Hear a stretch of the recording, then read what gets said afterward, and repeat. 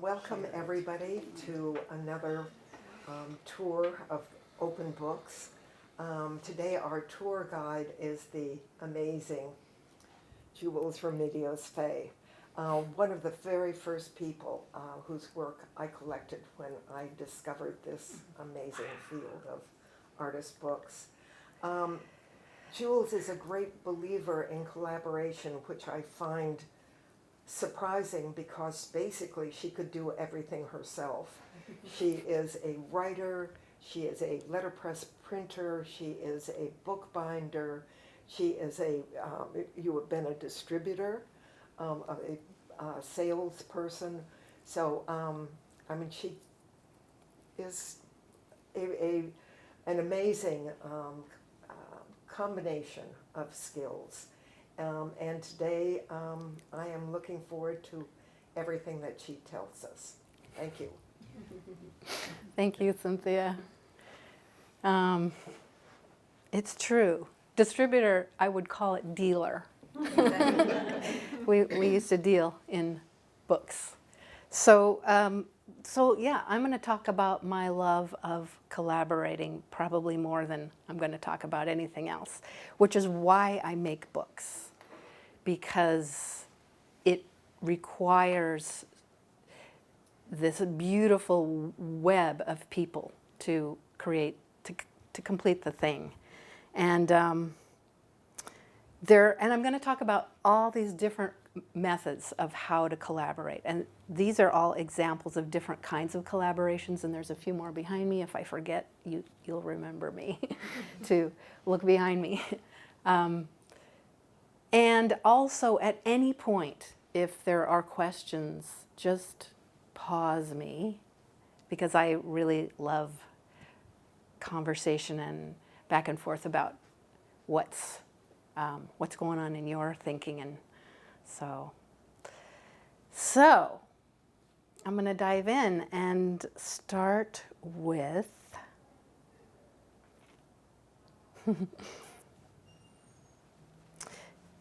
I'm hesitating because this book is, I'm going to start with this book, The Ladies Printing Bee. This is probably the book that put me on the map, I would say. This was produced in 94-ish. Let me find the title page. The Ladies Printing Bee. So I come from a history of commercial printing. I started at the age of 18 working in print shops, commercial print shops in San Francisco. And at that time, there were hardly any women. And I don't know what that is today, but there were very few women in the commercial printing scene. And I lucked out and met my first printing partner, Jane Longaway. We started a print shop, and we were strictly doing commercial work, meaning clients would come in and we would print their business cards or letterheads or flyers or whatever it was they needed. And in the 90s, in the early 90s, when I started my press, which all of this comes out of, I was hungry to see what other women in the field were doing. And I had been collecting names of women for a number of years. And in those days, this was before the internet. And so we had something called journals that you subscribed to that came in the mail. And there would be articles about women printers or advertising in the back. And I just wrote to every single woman I knew of that was in the field. And I was relatively unknown at that time. And thinking, I'm asking you to print a page for a book, and all I gave was the dimensions, the page size, the number of copies I needed, and the subject was going to be women's work. And I figured that was broad enough that whatever you do matches, since you're a woman and you're working here to make this thing. So, and then a deadline for when you need to get it to me. This is a page from Sheila Coppola. She's an amazing Seattle printmaker and master printer. And almost everybody said yes. Like 50 people. I think I wrote to 60 people and about 50 of them said yes. By the time the book was in production, a few people had to drop for various personal reasons, but it is 39, is it? I've already forgotten how many of us there were. 39 letterpress printers addressing the subject of women's work. And so every page, every 2-page spread is a different printmaker, artist, book artist. Mostly in the States, many West Coast, but all over the country and a few outside of the country. There's a New Zealand printer, there's a British printer, I forget who all else. But so this kind of threw me onto the map of, wow, who is this Jules Faye doing all this work? And I received all the spreads and then bound them. And each contributor got 2 copies of the book. And then the remaining books I put out for sale. And Cynthia bought one, and here it is. So this, before this, I was doing smaller, much quieter, much more humble work. But this inspired collaboration and communication between a much bigger community. And what I'd love to say is that Mayor Blocker, who's also a very well-beloved and highly imaginative and skillful book artist, she was inspired by this book project to do a similar project called the, what is this called? The Ladies Recipe Bee. So mine is called the Ladies Printing Bee. She did a collaboration called the Ladies Recipe Bee, where she invited women to produce little recipe cards. And mine is right here, Flaming Coffee, which involves, amongst other things, brandy, some rum, some sugar, and some cinnamon and a match. And so this is the back side with actual coffee stains on each card, and this is the little printed matter. Where is that? That was under, Mayor broke it into all these little sections. I'm under, where was I? I want to put it back in the right, potations. Did she assign quotations to a certain category No. for certain people? Anybody could do any recipe they wanted, and once she received them, then she broke them into categories. Yeah. So I will send, is it confusing if one goes this way and one goes that way? Okay, let's send this way, and let's send this way. And for the printing bee, were they just producing an image, or were they? It looks like there's text on some of the spreads as well. They are producing whatever they want, so it could be all image. Very few people did only image, but there's a few, which were wood blocks or lino cuts. Most people did image and text, some did text only. And this was before, this was way before polymer plates were happening. So most of this is handset type. And I wrote a several-page introduction to it, and Sandra Krupa, the Special Collections Librarian at the UW, I wrote a preface and she wrote an introduction. So there's a historical commentary. It's quite, it's kind of a cool book. And can I ask, so you just provided the dimensions. It looks like people used whatever Yeah, paper people could they use wanted whatever to. paper. I did recommend that it be text weight so that I could bind it. I wanted the contributors to be as imaginative and broad as they could be, and use their own skills and preferences as much as possible. Oh, she's finding some good recipes.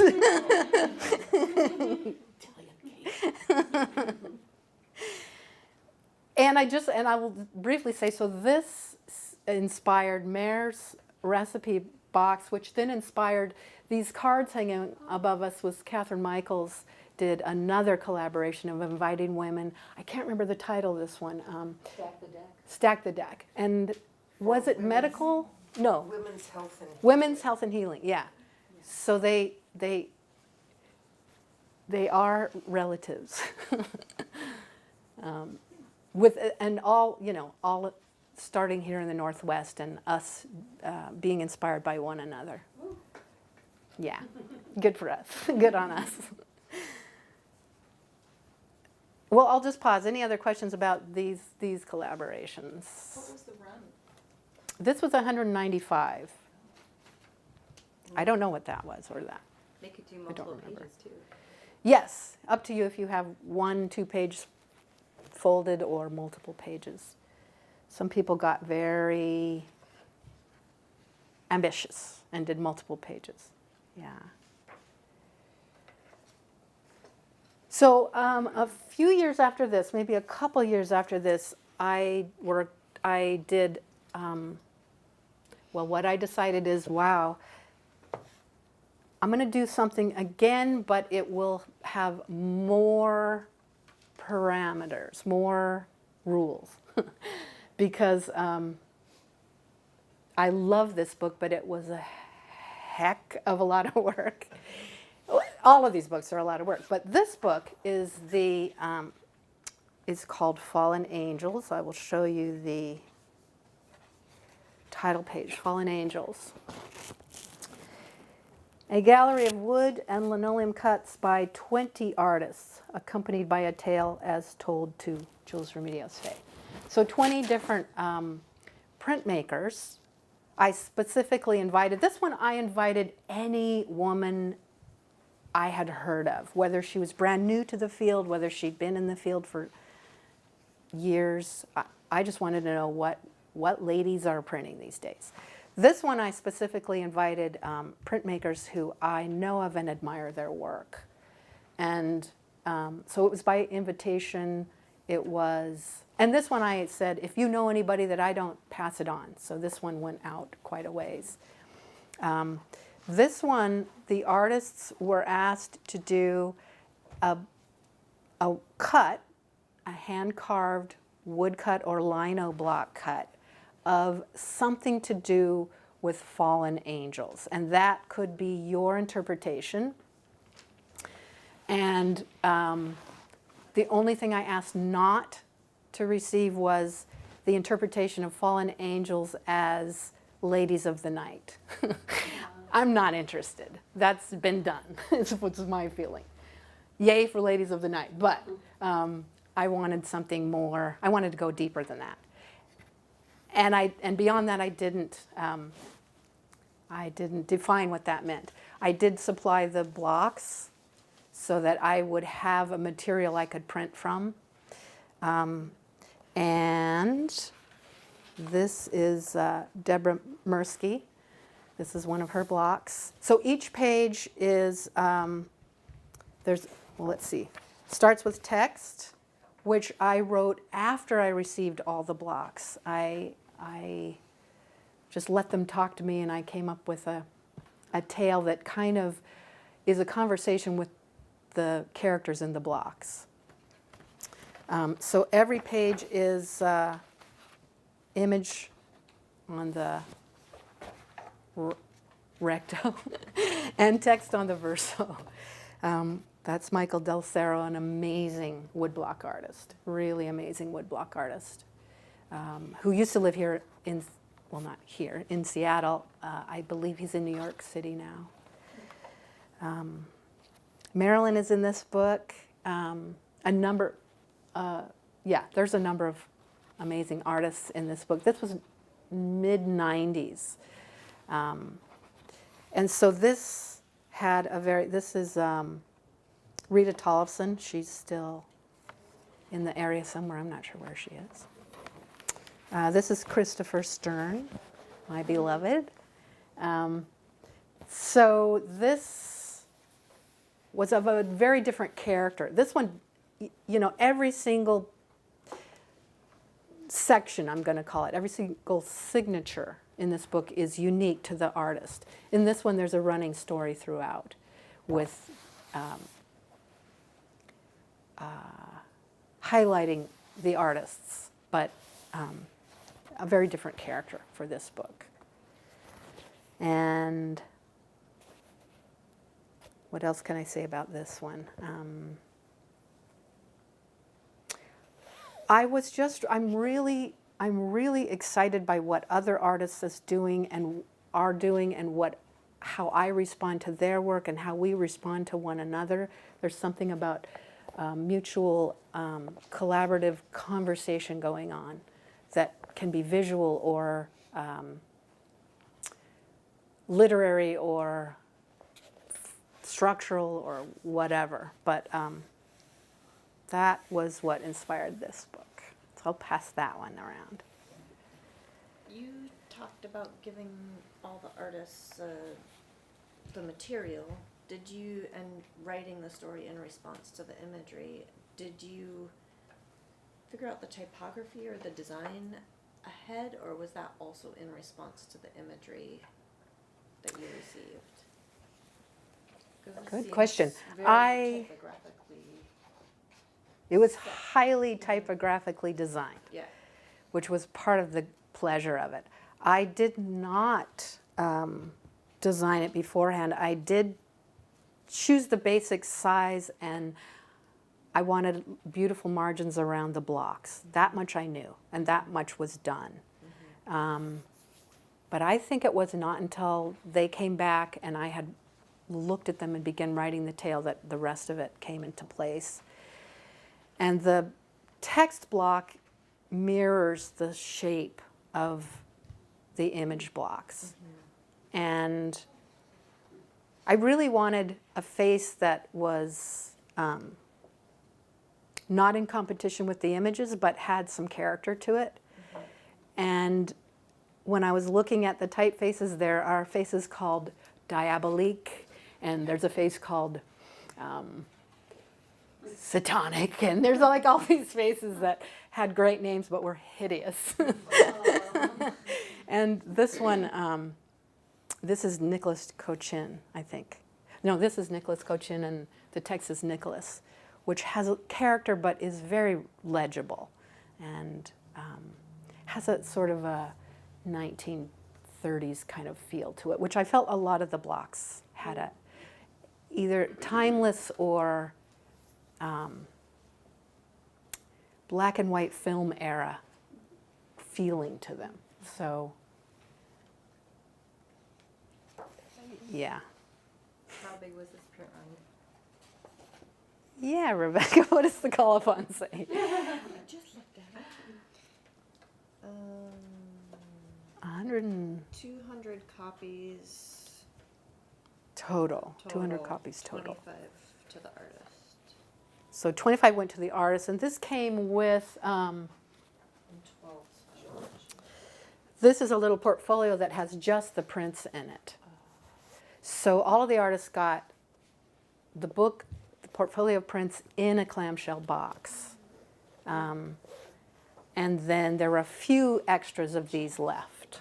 Yeah, it was kind of generous. Like everyone wants to collaborate with Jules. Yeah. And then several were just sold as the book itself. I won't open this because they'll fall out, but that's what that is.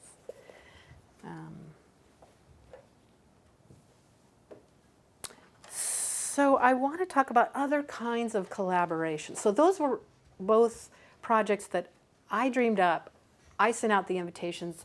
I received the submissions, and I did the labor of the printing and the binding and the selling and the distributing. So another way, well, I'll briefly talk about this little book. This was one of my first books. This is the, well, I'm going to have to read it because it's a long title. The Mechanical Dreamer. How do you say that? Il sognatore meccanico. In Italian. A fabulous tale of Italian dreams told in lino blocks cut during the Perseid meteor showers. So that's the title. And this is a well, I think of it as a collaboration. You could just call it inspiration. This is a little text story with the main character named Hebdomeros, which was the name of the main character of a story that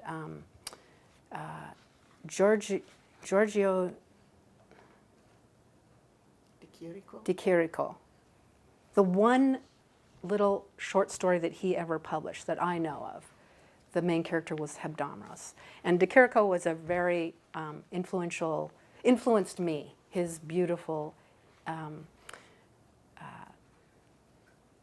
paintings of the public squares that are so, in Italy, that are so spare but dreamlike, very dreamlike. And so I felt that I was collaborating with him. And so there is a kind of collaborating across time with poets or artists who are no longer with us.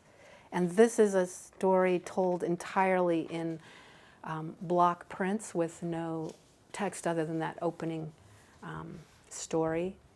And in the 1930s, there were a number of artists doing similar work.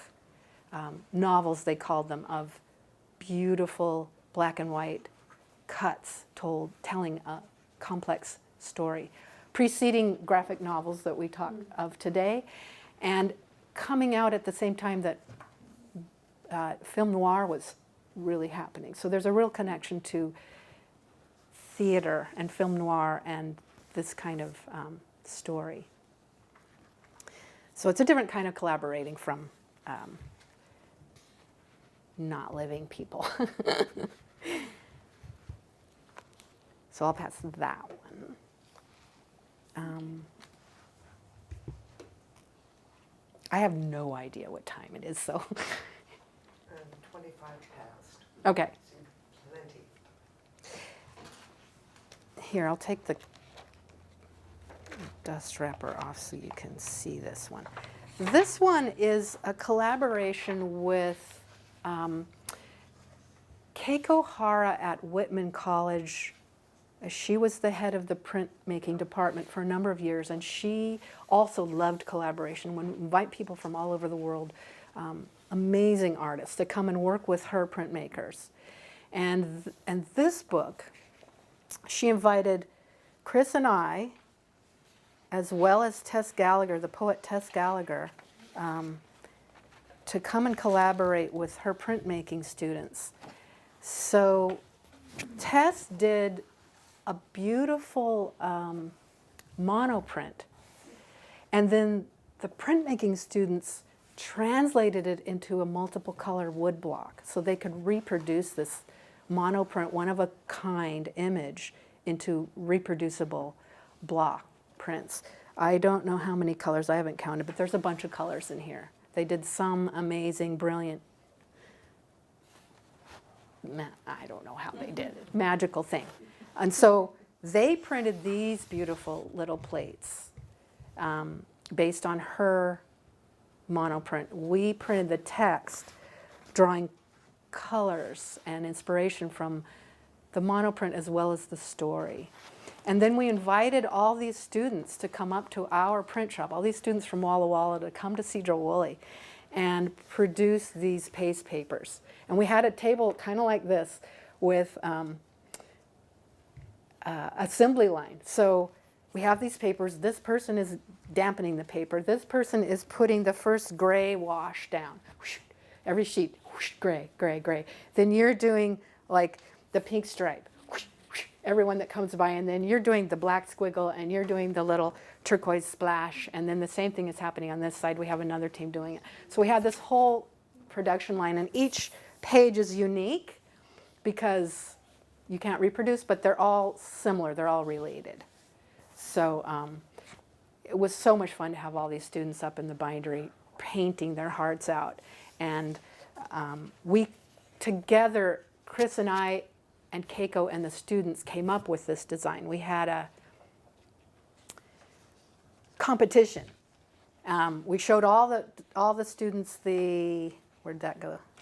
This image, and said, do a paste paper inspired by this. And then we selected the one we most liked of those, and that's what we tried to reproduce here. So great fun to work with all those people. And great fun to work with Keiko Hara. She's a stunning artist in her own right and an extraordinary teacher.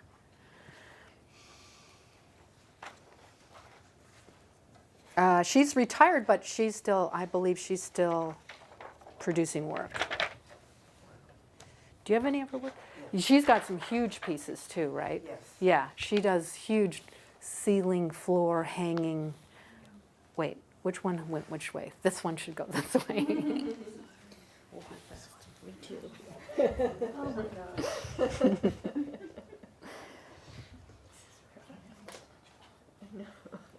Okay, these are going to be the what I end with. This one, this is a collaboration with Seattle artist Dutch Meyer. He came to us, and he's very inspired by Joseph Cornell and that era of construction. Constructing art from found objects. And he wanted to produce a book that highlighted his work, but was not just a portfolio, was a beautiful object in itself. And that's what this is. And he, so there's the book inside this slipcase. And so I want to say there were 26. How many were there?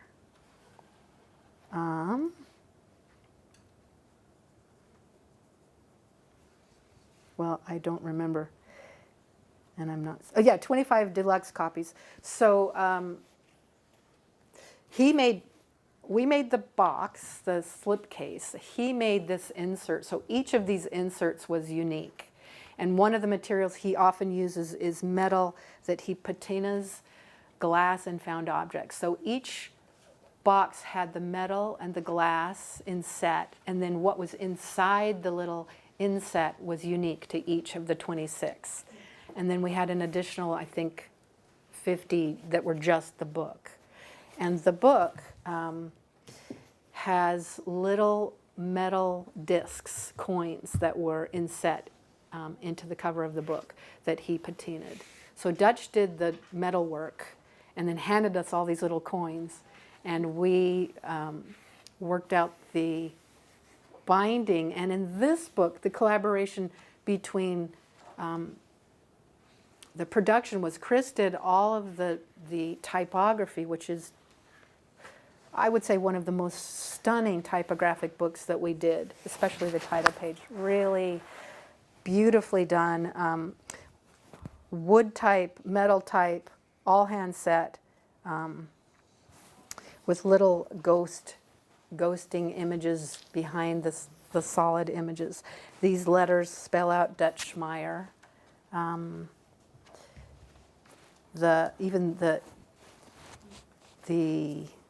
in sheet and the opening page, very simple. A lot of Dutch's boxes were red, and and then there's text that talks about his work, and then there's inlaid photographs of his work.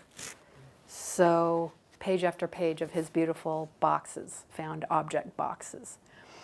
And so Chris did the typography, and I'm pretty sure he did all the printing, and I did all of the binding, which was a feat to figure out, but I'm really proud of this book. It's really quite,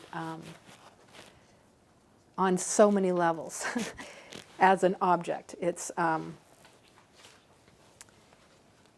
It's a complex and very functional, and I think very beautiful piece of work. How long did that project take you, Jules? It probably took a year. Not full time, but a year of lots of work. I'm going to pass this way. And he scratched his signature into the glass, which.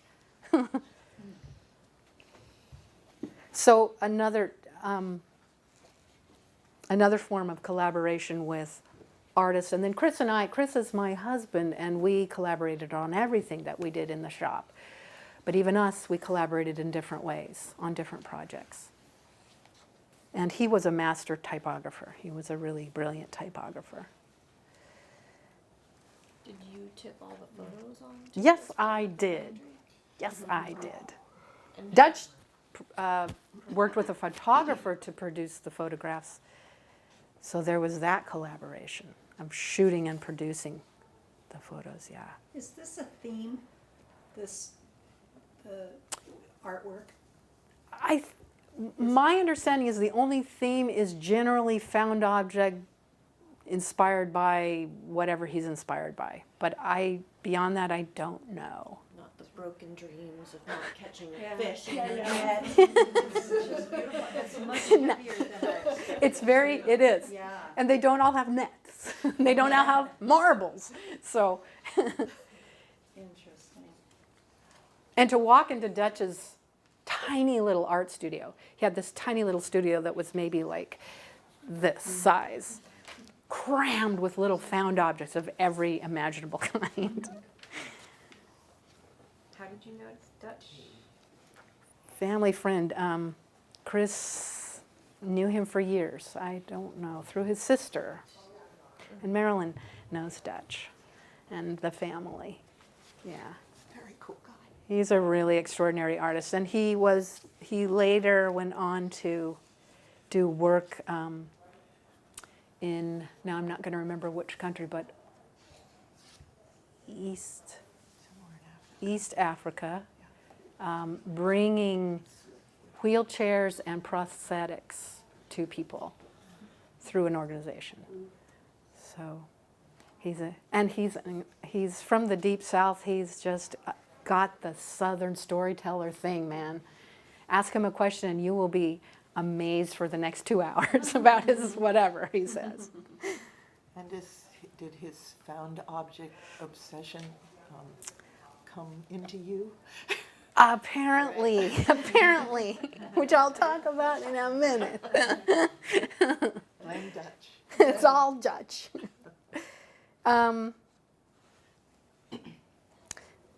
Yeah, I'm going to talk about this little piece. This is a little. I'm going to set it in its little box here. Don't look. This is a little collaboration with Marcia Hollingsworth. She's a Port Townsend artist, incredible bookbinder and artist. I've known her for many years. I adore her. I think she actually collaborated with us on the Fallen Angel box. I think it was Marcia who made the portfolio, the clamshell box that held the whole thing. While I was busy binding the book in this, she was making the boxes. She is a painter and a collagist and a book artist in her own. She has multiple sclerosis, and over the many years is able to do less and less of her own art. And this is a piece that she draws and collages these little temple-like structures. And this was one of her drawings, which I then took and mounted onto board and built doors so that it was a temple that opens and closes. And was just responding to her. She provided papers and she did this little calligraphic decorative paper piece, and then I built the little box to house it. So this was entirely for the love of working with Marcia. and seeing her work become three-dimensional. So that's another way of collaborating, which I just love. And I'll just pass that around. I've got just a few more pieces, and then I'm going to open up to any kind of questions. Unless there are any questions, should we pause? Any questions? How do you do the patina on the metal? It requires heat and acids and salt, and you do it in your backyard when no one's watching. I think he had a torch. I don't know what he was doing. You probably didn't want to watch what he was doing. Or smell it. Or smell it, yeah. Okay. But the result is exquisitely beautiful, yeah. And how, how he gets the design into it is very interesting. Right, just a lot of trial and error. Yes, and I think quite a few pieces of metal got rejected. And he made a huge pile and picked his favorite ones. So there's probably a rejected pile of really cool patina metal somewhere in Dutch's backyard. What would have been Dutch's backyard. So is that probably the same process they do with enameling? I don't know much. I don't know much about enameling, really. I know that heat is involved. And then there's some sort of finish on top of it, too. Yes, there's a sealant of some kind. There's something that seals it, yeah. Because it will continue to patina Yep. and rub onto your fingers. And so, yeah. This little beautiful book I wanted to bring out because this is a collaboration where this is a book designed and written by Marilyn, and it's called A Dos a Do. It opens with one story here, and then you flip it around and it's a second story here. So it's sort of, it goes like this, the hardcover. This binding is an exquisite, absolutely luscious, you just want to pet it, by Judith Johnson, who is an extraordinary bookbinder who is my mentor. She is who taught me to bind and who I would take all these projects to and ask advice of. Judy and Marilyn have collaborated for many, many years. And this is Marilyn's last fine press book. She did all of these beautiful multiple color lino cuts, and I collaborated by printing all of the text. So, and all of this production work was done at Day Moon Press on Beacon Hill in Seattle, and so we would all show up, me on the press, and Marilyn's overseeing, and Maura's doing 7 things, other things, and I fed you. And we had amazing lunches, and this took A year at least a or year. more. Yeah, I mean, I had another writer who, I think she took 5 years to write. Right, her there's 2 story. different stories. You know, collaboration takes patience. It takes patience and time, and it takes the time that it needs, and you give it that time. It's fun. And the beautiful end sheets, everything about it is just, and it was a delight and an honor to be part of this book. I knew that it was going to be your last, and I knew it would be my last big book project. This is an extensive amount of work. I don't have the stamina to do this kind of year-long project anymore. See, I'm only 29, see what happened? So I really wanted to be part of it, and it's such a beautiful tribute to Day Moon Press, to Marilyn, to everybody involved. So that's another kind of collaboration of just stepping forward and saying, let me do a big chunk of that. It'll kill you if you try to do it all. It's looking after my health.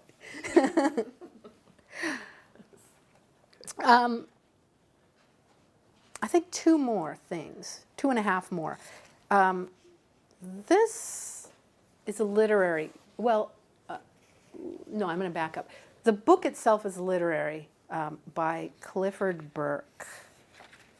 This is the title page. This is digitally printed. He is my letterpress and printing mentor, who I've known of since I was 19 years old. He lived in the Skagit for a number of years. He's from the Pacific Northwest. He lived in San Francisco for a number of years, and he's now in the Southwest, has been in Santa Fe area for a number of years. But he is an extraordinary printer, an extraordinary designer, an amazing poet, an amazing calligrapher, an amazing musician. I mean, he's a Renaissance man. And he also, as he's getting older, is physically able to do less. So this book, let me see if there's a little picture at the back. He came up with this brilliant, I think, idea, which he hardly describes. So these little images here are images of little cubes he made, little sort of dice, with glyphs. He studied pre-language letter forms from all over the world and made these little dice of these glyphs and studied what they meant. And then he would cast the dice, and whatever came up, he would write a poem based on that glyph, on that little set of glyphs. And so that's what these are. And then he would do calligraphic celebrations. And this also is a last. I think this is his last book of poetry and his last calligraphy. And he had no idea what to do once he had written all these poems. And I'd been saying for years, we need to collaborate, Clifford, on something. Let me be your binder or your assistant printer, or if you can't see the page anymore, I'll be your eyes. And he would say, oh, you have your own work to do. And finally, with this book, he said, okay, you bind it. And I wanted a binding that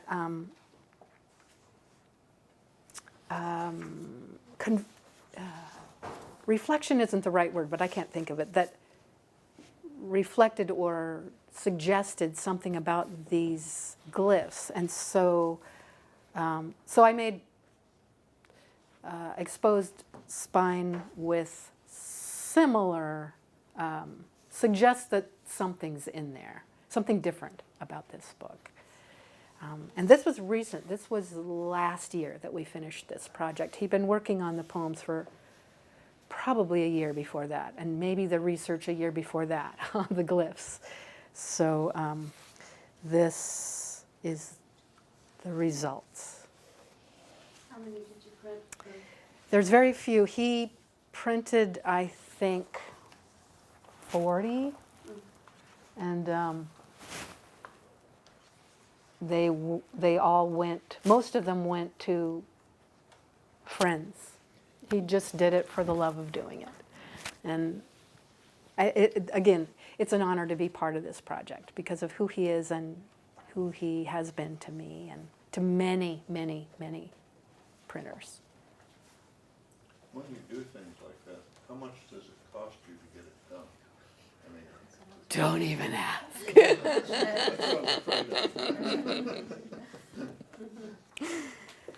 So he provided the pages to you. He shipped me all the pages, yes.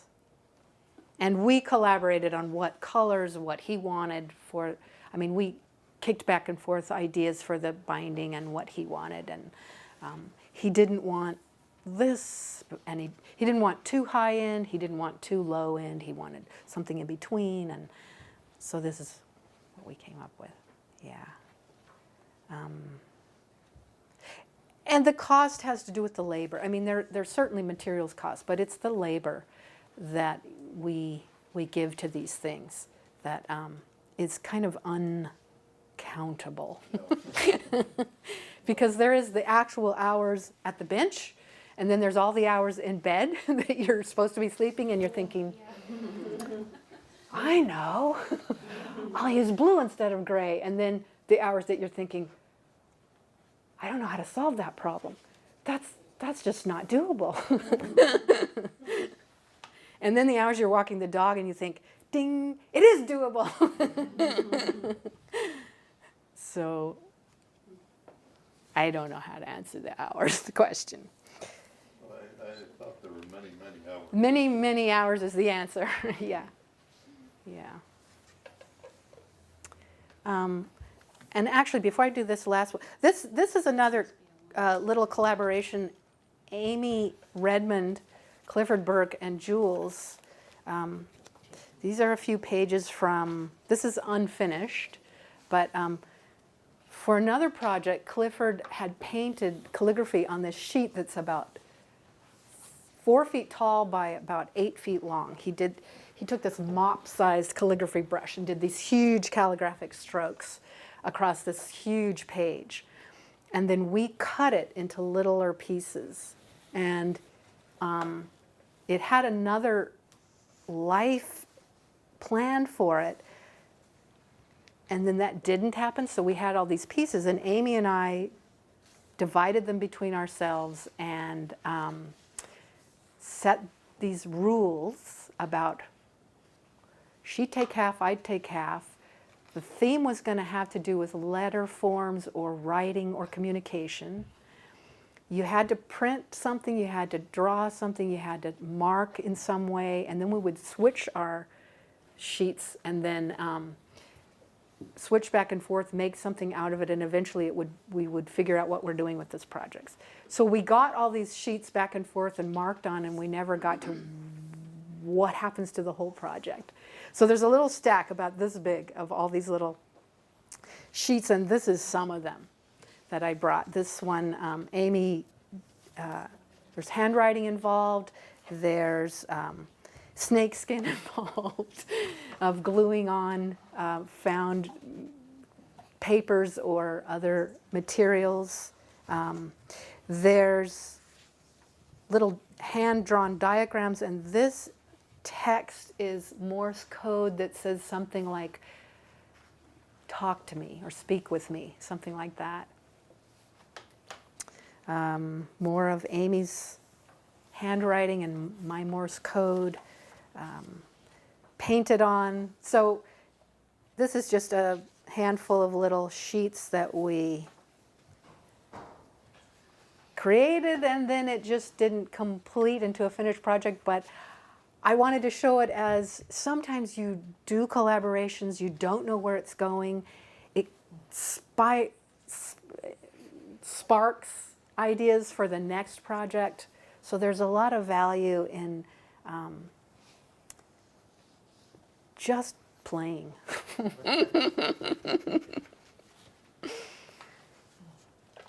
And I think the last thing I want to talk about is this and one other piece here.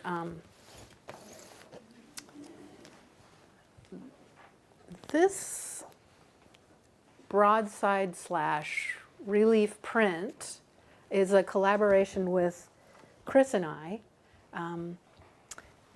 And it's an interesting story because originally I had planned to collaborate with another woodblock artist, local artist.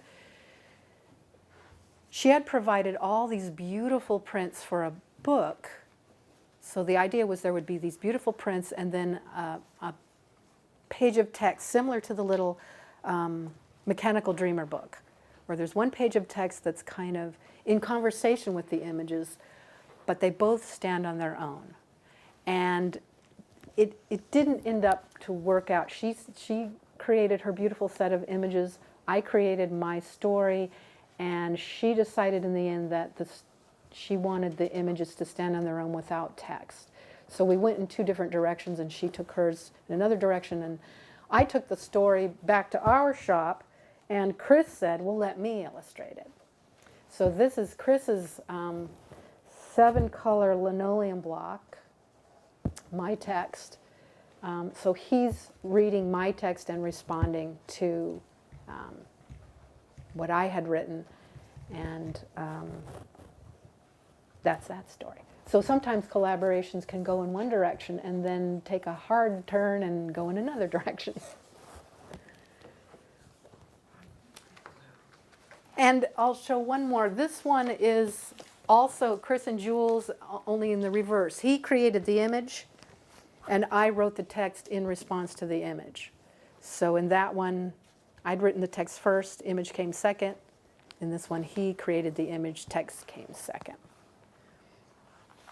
And so just responding to each other's work in,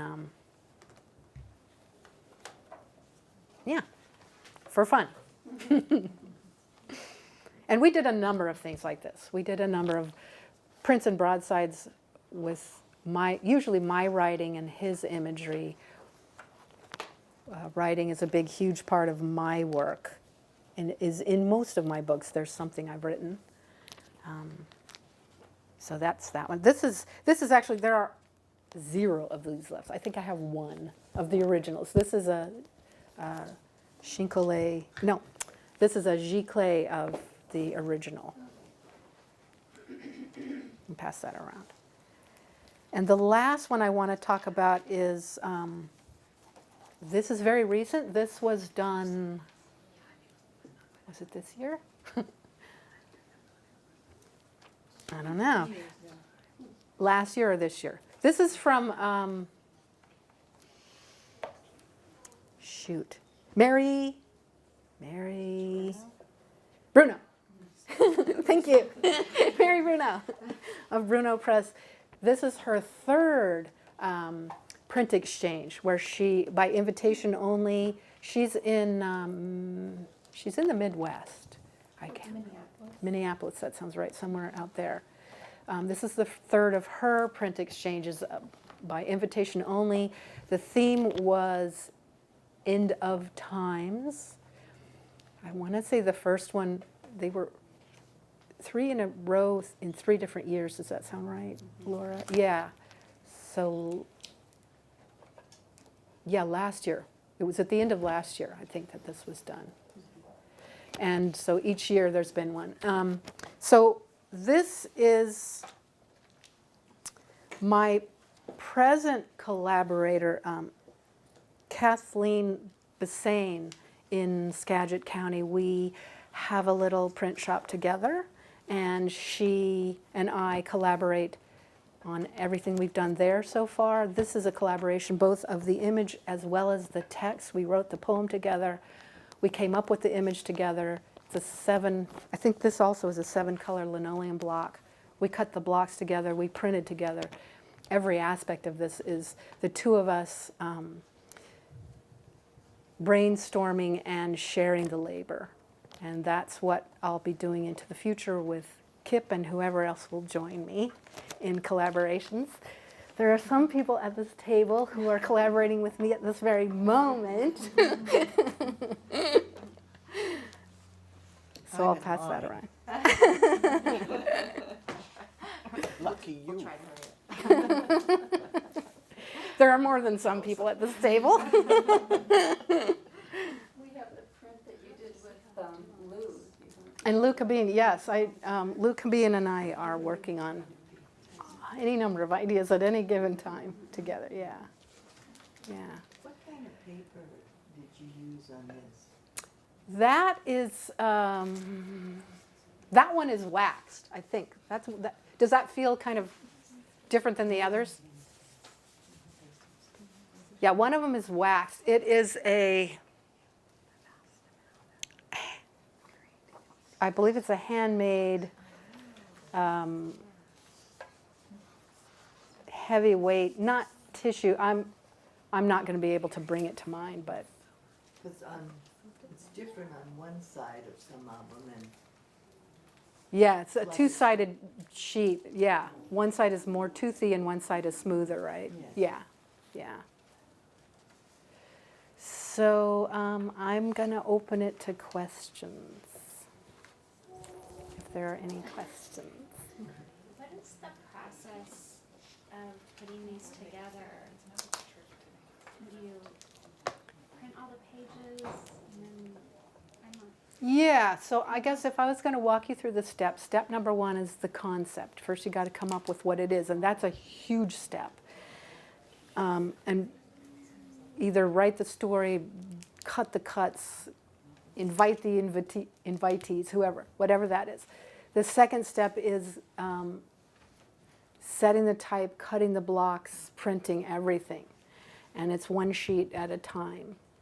So you're printing all this massive number of sheets. The next step is then folding the sheets, stitching the pages, and building the covers and binding everything together. And is that all done by hand? Yes. Yes. Yeah. So every book here is stitched by hand, glued by hand, folded by hand. Yeah. Gives new meaning to an edition of 200. Yeah. Question about this book. There's pages. Little tabs. Yeah. Yeah. Is that for the binding or? That is for the binding. So imagine, think of those old scrapbooks where people have shoved so many little pictures and tickets and things so that the book itself is so fat that it won't really close anymore. And I knew that the thickness of the photographs was going to do that. So those little tabs equal the thickness of the photograph. So when it closes, it actually closes. And it doesn't do that. Spacers. They're little spacers, yeah.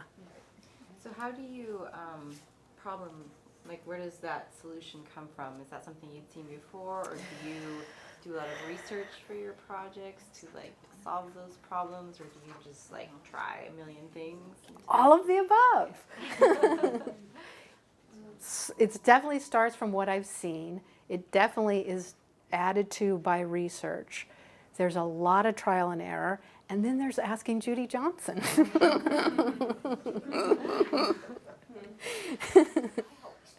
Yeah. What would Judy do? I wear a little wristband. What would Judy do? And sometimes you don't like the answer. Marilyn, you can't do that. When you're binding an edition of 195, how many books at any one time are you actually working on? I do it in batches. So when it's 195, I think I was doing batches of 25. So I would do all of one step for 25. I fold all the pages of 25 books. I stitch all the 25 books. I build all the covers, and then I glue them all together, and then I start over with the next batch.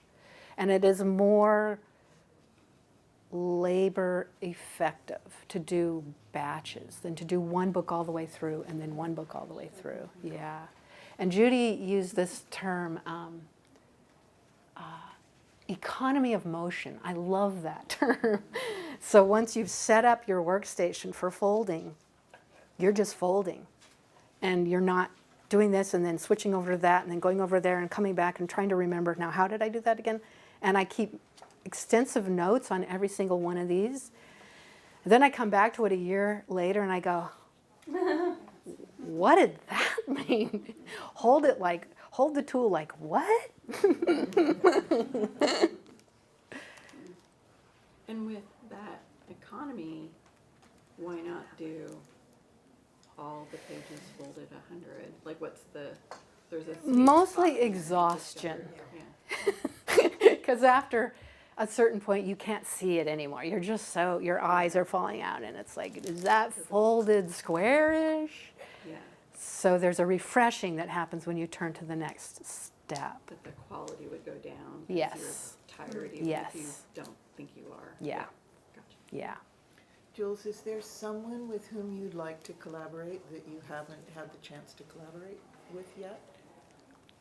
There's lots of people I haven't collaborated with. When I was getting ready for this, I was looking through my shelves and I found this little folder that said collaboration with Rebecca Gilbert that we exchanged all these letters and postcards.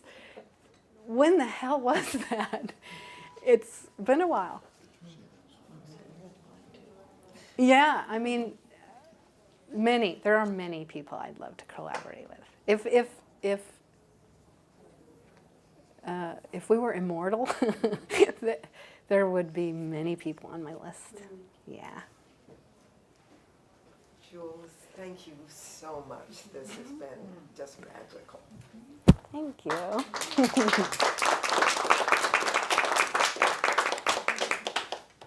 It's a real honor and a real privilege to be here. And one last word. Oh. I want to say, you know, I was telling Cynthia last night, there's why book structures as opposed to sculpture, which I also am starting to move into, is three-dimensional sculpture. But there's something magical to me about the engagement of opening and turning or unfolding or pulling the little drawer out, whatever it is, something that you can't see the whole thing in its entirety when you meet it, and you must engage with it. And something gets revealed, and then you can't see all of it, and so you are drawn to come back to it a second time and come back to it a third time. And it's one of the things I love about books, that they draw you to come back and slow down and engage and really enter the story or enter the images. And there's something about that that I, since I was a wee lad, find really magical.